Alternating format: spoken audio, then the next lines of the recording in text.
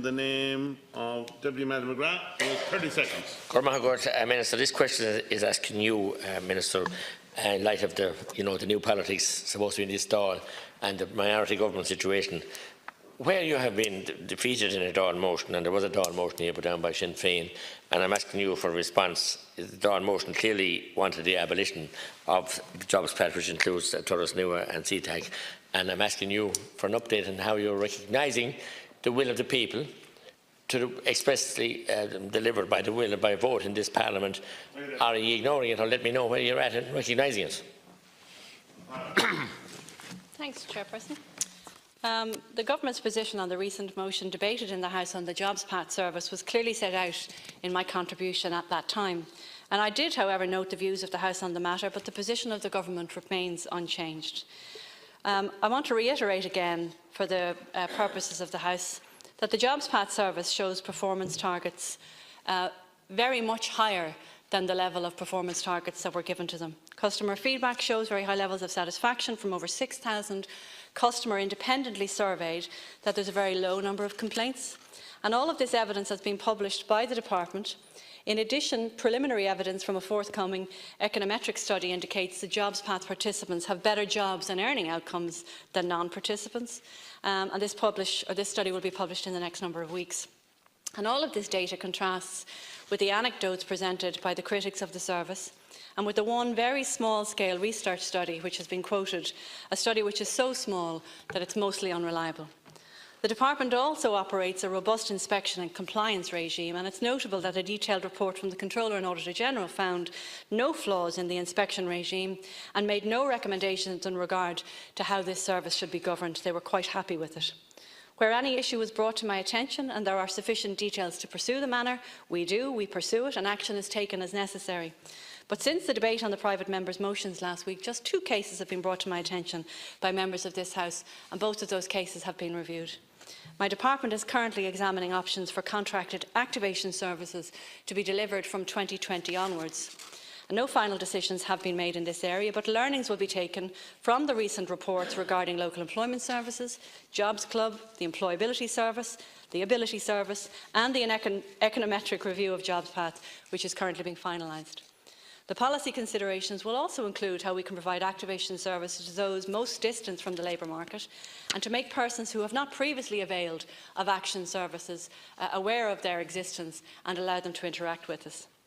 So to conclude, Chair, the Jobs Path service has proven to be effective. It rates highly with the vast majority of participants who use the service, and Government will continue to offer the service in line with our obligations to job seekers and our commitments to the service providers. Thank you, Minister. Thank you. Well, Minister, Chairperson, that says it all, Minister. So this House doesn't matter anymore. The fact that we had a motion here put forward by a political party and debated for 2 hours, you made your contribution, we're all aware of that. But near you're not listening. We're at the Talkie Dolly, the mission of the people. I have countless complaints about the awful experience. Like I described Turas Nua as Turas Ufasak. I'm taking to Aishen, Minister. An awful journey. And if you happen to be in your constituency, you mustn't be doing any clinics, or you're not listening to the people. They're there. They're awful issues where people who have poor communication skills, poor literacy skills, are being forced and coerced into visiting these offices and being humiliated and degraded. And you said 6,000 went to and you have very few complaints. Well, that's not true. I can't be getting all the complaints. I'm not the Sinn Féin people that brought forward the motion. But I'm more alarmed the fact that you said you were voted down, you made your contribution, your votes here don't count anymore. So what counts? I feel again now so arrogant that they won't listen to the wishes of this House and the democratic decision of this House. Thank you, Deputy. I'll bring in Deputy Bríd Smith and John Brady. And Deputy Tommy Broughan as well. For a quick one now, this will be quick. Yeah, quick. I just want to add to that to say that it is just quite shocking that you would ignore the democratic wishes of the majority of the House, particularly in light of the fact that you have to make a decision on whether you're going to renew the contract or not. So could you please indicate to us if you're going to renew the Job Path contracts of these companies? And what's really interesting is that it emerged that one of these companies, Turas Nua, who contract out to a company called Working Links that owned 50% of the money that is given over by the state to this entity, are now in trouble. They've gone into administration in Britain, and the British Chief Inspector has said that the company were inadequate, professional ethics were compromised and immutable lines crossed because of business imperatives. Now, are you going to administer that contract out to the likes of this company? We already know from studies done that they have a bad track record throughout Britain, as have CTEC, and you're telling us now that you're ignoring the democratic will of the House and you're going to reissue the contracts. Thank you, Deputy. John Brady. Just a quick supplementary. Minister, I put it to you earlier on that in your contribution last week you spoke of the 41,000 full-time jobs that people have got into, 206,000 people referred over. 41,000 jobs, Minister. Of that, only 11,334 were sustained in employment for 12 months or more. An absolute minuscule number. You failed to answer the question when I put it to you earlier on, so I'll put it to you again, Minister, as to whether you see that as value for money, the millions of taxpayers' money that has been spent on this failed programme going into Torresnua and CTEC, only 11,334 jobs being sustained for 12 months or more. Simple question, value for money or not, and can you stand over those ludicrously low figures?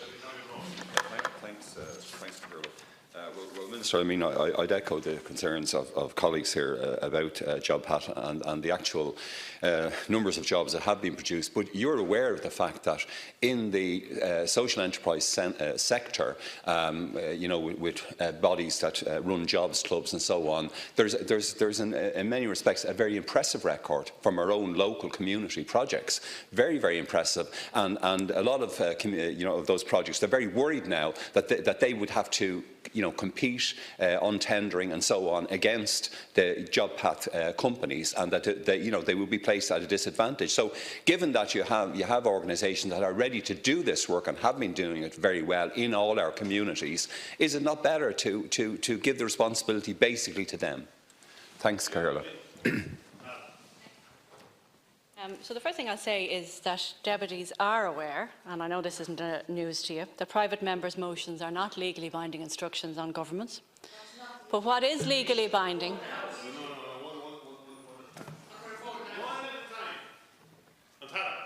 Thank you. Private members' motions are not legally binding instructions to government, but what is legally binding is the set of contracts that's in place with JobsPath and Torresnua and CTEC. And the contracts that are in existence, if there was any changes to them, would cost the state millions of euros. And so, as I stated previously in this House, the termination of the contracts, or even a stepping away from those contracts, would significantly expose the state financially. And even if it didn't, I'm not sure that anybody in this House thinks that the 200,000 people that are continually on the Employment Live Register don't need any assistance anymore, because they do. And they'll continue to need assistance until there's nobody on the Live Register. Now, Deputy Smith talked about recent announcements regarding the awarding of certain contracts in relation to the probation services in the UK and the circumstances of Working Links, because I just want at the outset to stress that my department, the Department of Employment Affairs and Social Protection, doesn't have a contract for services with Working Links. Our contract for services are with Torresnua, and they will continue with Torresnua exactly as outlaid in the contract that we signed a number of years ago, Chair. Thank you. I guess, breathtaking arrogance of this minister. We saw it because in the 73-77 coalition we were the heavy gang. Mrs. Cooney and Dunnigan and them. Deputy. Yeah, we did. You were around too. Oh, you can remember too. I'm not out of order. It's not personal abuse. It's fact. It happened. People were bullied and subdued. This is outrageous. You were warned, Minister. You were warned, Minister. You were warned about contracts. What happened in England before it happened here. You were warned about this privatisation.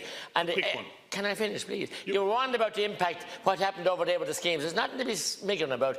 You're just bully boys, and you're treating people, and people are ending up in hospital and mental institutions because they're depressed over what the treatment they're getting. Respect the people on these schemes, not bulldoze them and bully them. I mean, you're back to the heavy days of the blue shirts again. Nothing short of it. Deputy. Nothing short of it. You're out. You're out. You're out. I'm beginning the other Minister. You can reply. Deputy William D. Yeah, the Minister says that private members' motions are not binding. We all recognise that, but I mean, you know, I had 3 private members' motions here in the last 12 months, and they're all passed overwhelmingly by the Dáil, not all of them in your department, and the government hasn't taken any single measure to implement any one of them. I mean, can I ask the Minister what, you know, have they ever, you know, since this government came into office, have they ever actually, you know, reflected the will of the Dáil by implementing a private motion that was put forward by the opposition? Because to my way of, as far as I can recollect, they haven't. So, you know, what's the point in putting forward private members' motions and having them passed here, debated and passed by huge majorities, usually in the Dáil, and the government just steadfastly ignores them? I mean, in the old days, in the old politics, what happened was that the government came in, they had a majority, and they voted down private members' motions. The new politics is that the government gets defeated, but they just ignore the private members' motion. Now, can I say to you, Minister, it's a bit disingenuous, in reply to Deputy Smith's question, it's a bit disingenuous to say, with respect, that that the government, the department, have no direct link with, no direct connection or contract with with that company in the UK, which has gone into administration. That owns 50% of one of those companies that you're dealing with. And I would say to you that the government are going to be very, very careful dealing with this particular organisation, because this is the culmination of a long line of complaints about suspected fraud on the part of that company in the UK. Deputy Bríd Smith, Deputy John Brady. Well, Minister, when you say that it doesn't very quickly, government because we don't have a contract with Working Links, you see, the fact is that Working Links is 50% owned by Turas Nua, and Turas Nua have so far received 75.7 million of taxpayers' money in order to deal with unemployment, to do what was said by the academics from Waterford, to actively and capriciously patronise, cajole, threaten, manipulate and bully the unemployed. That's exactly the sort of research that has found the response of the public to JobPath and the companies that run it. So I think you're in danger, you're in real danger of recreating the National Children's Hospital on a small scale by saying it doesn't matter what Working Links do or don't do, or whether they're in trouble or not in trouble. They're actually 50% owned by Turas Nua, who've received significant money from the state. And if you're telling us that you're going to renew the contract with them, then you're putting taxpayers' money in jeopardy. Never mind the statement that you cannot expose the state financially, significantly expose the state financially by breaking contracts. What are these companies doing by exposing the state at this level? John Brady. Minister, can I just say, the Dáil passed the motion on this, and this is supposed to be the seat of democracy in this state, and there's thousands of people looking on this debate, looked on last week, 2 weeks ago, when the Dáil voted on JobPath, gave a resounding answer to JobPath. You describe yourself as a Democrat, Minister.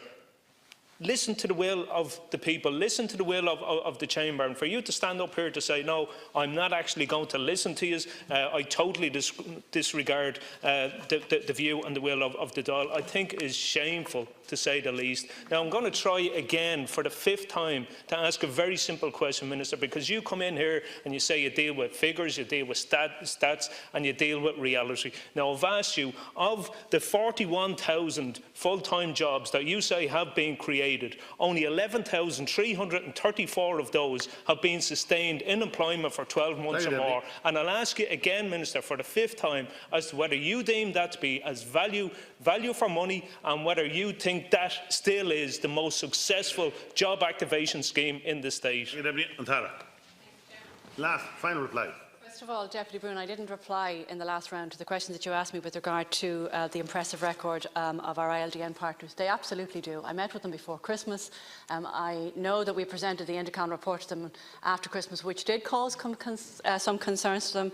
I spoke to them before Christmas. There's another meeting arranged where we can discuss the options arising from the Indicon, but they have absolutely no concern to have, and I've reassured them that. There will be tendering processes because the Union Directive defines that that's the way we have to spend public money.